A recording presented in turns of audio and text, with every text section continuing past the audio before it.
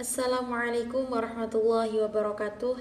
Kepada yang terhormat Ibu Dr. Evi Hamalah SPD MPD selaku dosen pengampu membaca estetik. Nama saya Mimzana Zilatul Ulia dengan NIM 341024000031 ingin memenuhi tugas UAS membaca estetik. Saya akan membacakan cerpen karya Widya Suwarna yang berjudul Obat Bosan dari Nenek. Ayah dan ibu belum pulang dari kantor. Mbak Asti dan Mas Pur pergi kuliah. Kawan bermain Lili, Oni sedang sakit kuning. Vita, tetangga sebelah, sedang pergi ke rumah saudaranya. Nah, tinggal Lili dan Mbok Nah yang ada di rumah. Mbok Nah sibuk menyetrika. Lili merasa kesal dan bosan. PR sudah selesai. Dia tak tahu lagi apa yang harus dilakukannya. Biasanya dia bisa bermain dengan Vita atau Oni. Sudah tidur saja Li, usul Mbok Nah. Orang tidak mengantuk disuruh tidur, Lili menggerutu. Atau main ke rumah Dedek, biar Mbok antarkan, Mbok Nah menawarkan. Malas rumahnya jauh.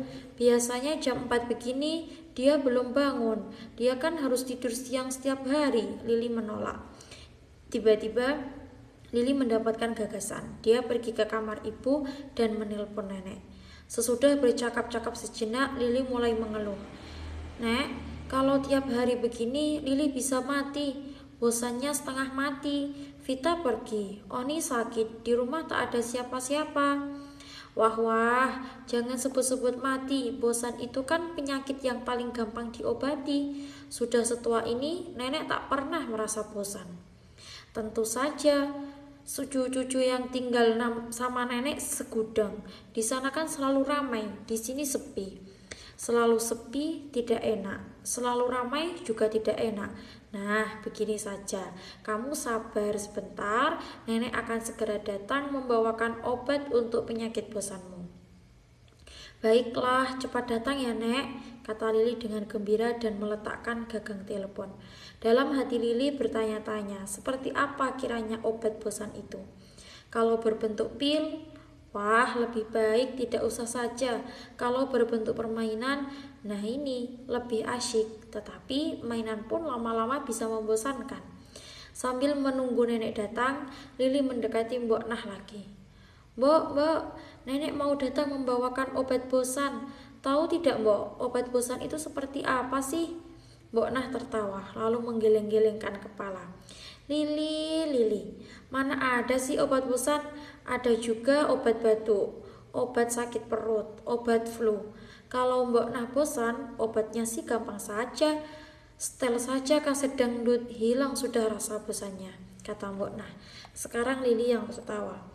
Kalau saya sih tambah bosan mendengar kaset lagu dangdut, kaset lagu anak-anak saja paling seminggu enak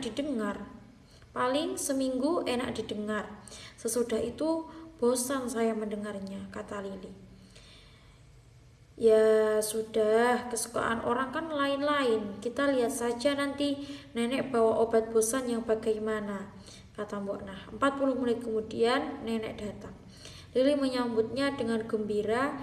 Nenek mengeluarkan beberapa buah buku dari tasnya. Ya, obat bosannya buku. Lili kan malas baca buku, seru Lili dengan kecewa. Hei, kamu belum tahu nikmatnya membaca buku rupanya. Kalau sudah senang membaca, kamu tidak akan pernah merasa bosan lagi. Nah, sekarang coba kamu baca buku yang ini, kata nenek sambil memberikan sebuah buku cerita bergambar. Kalau tebal, malas bacanya, kata Lili dengan segan. Tidak, ini cuma 24 halaman.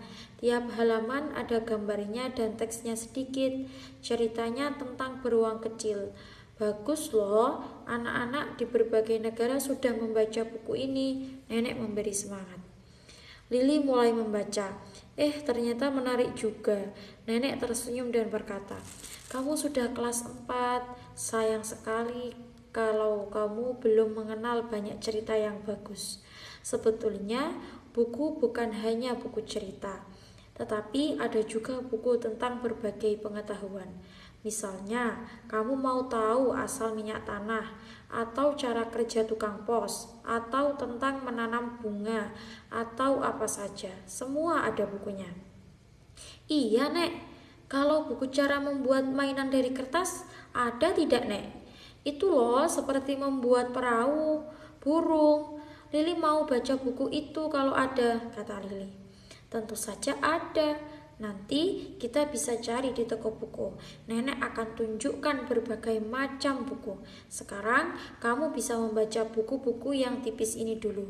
Nanti makin lama kamu akan terbiasa dan senang membaca buku cerita yang lebih tebal. Kalau kamu suka membaca, kamu tak akan merasa bosan. Bermain dengan kawan memang suatu hal yang baik, tetapi kebiasaan membaca buku juga perlu dipupuk.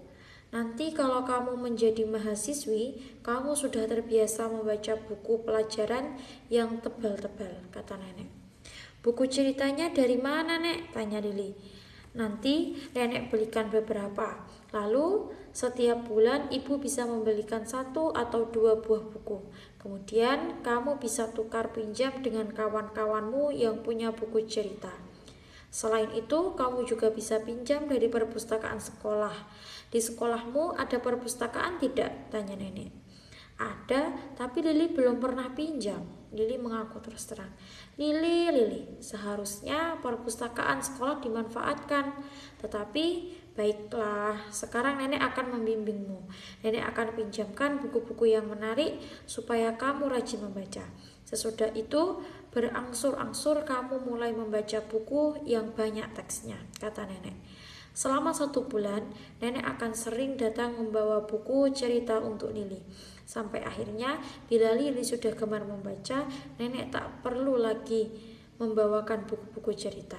Lili sudah bisa mencari sendiri buku cerita atau pengetahuan yang dibacanya. Yang penting juga, Lili sudah mendapatkan obat bosan yang ampuh dari nenek. Hingga seumur hidup dia akan bebas dari penyakit bosan. Sekian dari saya, apabila banyak kata yang salah mohon dimaafkan. Wassalamualaikum warahmatullahi wabarakatuh.